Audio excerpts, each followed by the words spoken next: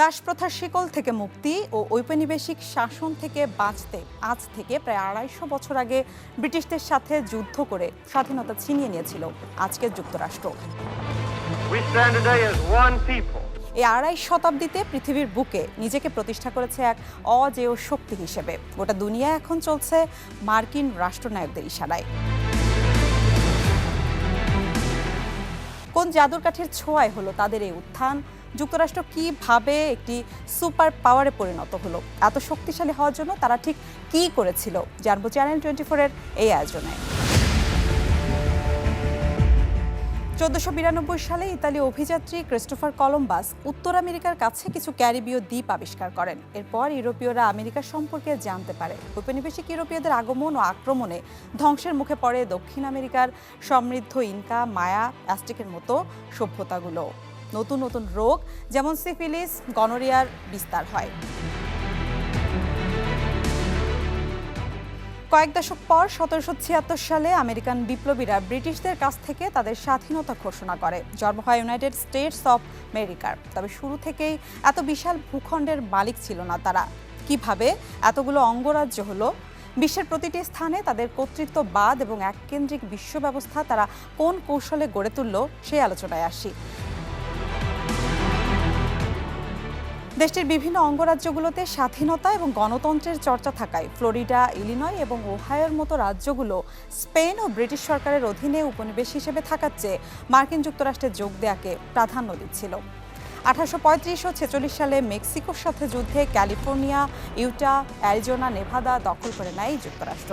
যুক্তরাষ্ট্র গণতান্ত্রিক রাষ্ট্র ছিল ঠিকই, কিন্তু উদ্দেশ্য ছিল যতটা সম্ভব নিজের ভূখণ্ড বিস্তার করা। এ কারণে ১৮৬৭ সালে রাশিয়ার কাছ থেকে $৭.২ মিলিয়ন আলাস্কা কিনে নেয়।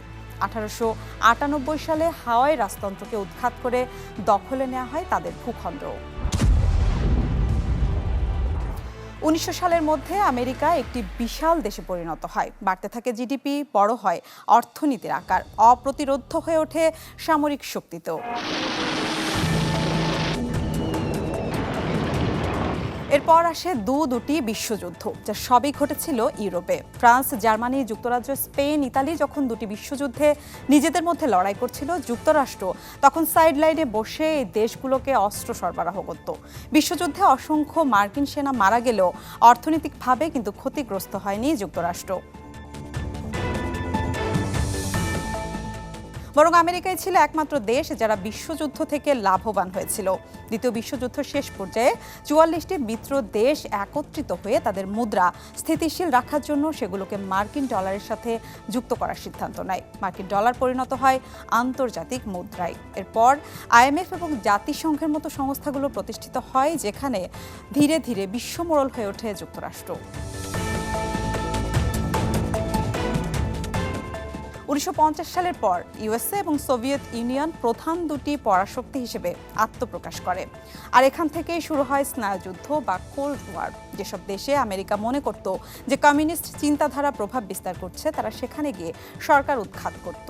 কখনো বিরোধীদের অর্থায়ন করে, কখনো সন্ত্রাসী বিদ্রোহী গোষ্ঠীকে মদদ দিয়ে, আবার কখনো সরাসরি বিপ্লবীদের হত্যা করে। অভ্যন্তরীণ রাজনীতিতে হস্তক্ষেপ করার কারণে এসব দেশও এক পর্যায়ে সরাসরি আমেরিকার উপর নির্ভরশীল হয়ে পড়ে। আর এভাবেই যুক্তরাষ্ট্র আরও শক্তিশালী হয়ে ওঠে।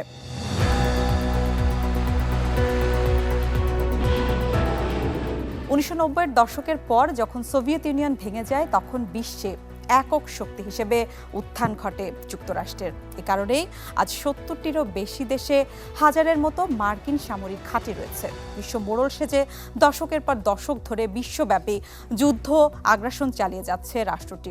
৯/১১-এর পর থেকে যুক্তরাষ্ট্রের ৪ প্রেসিডেন্টের নেতৃত্বে ৩টি পূর্ণ যুদ্ধ, কমপক্ষে আরও 10টি দেশে বোমা হামলা হয়েছে।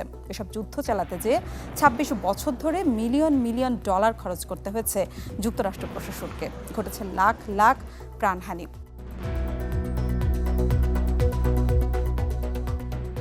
দেশটিতে কিছু প্রেসিডেন্ট সামরিক শক্তির উপর অতিরিক্ত গুরুত্ব দিয়েছিলেন, যেমন Ronald Reagan, Richard Nixon, George Bush এবং ডোনাল্ড ট্রাম্পের নাম না বললেই নয়। অন্যদিকে কিছু প্রেসিডেন্ট শান্তিপূর্ণ জোট গঠনের দিকে মনোযোগ দিয়েছিলেন। তাদের কারণে দেশ শান্তিপূর্ণভাবে এগিয়েছে। Theodore Roosevelt, Woodrow Wilson, Jimmy Carter এবং বারাক ওবামা রয়েছেন তাদের তালিকায়। উড্রো উইলসন ছিলেন সেই মার্কিন প্রেসিডেন্ট যিনি আমেরিকাকে প্রথম বিশ্বযুদ্ধ থেকে দূরে রাখার সিদ্ধান্ত নিয়েছিলেন এবং 1917 সালে তখনই হস্তক্ষেপ করেছিলেন যখন এটা স্পষ্ট ছিল যে আমেরিকার হস্তক্ষেপে যুদ্ধ শেষ হবে।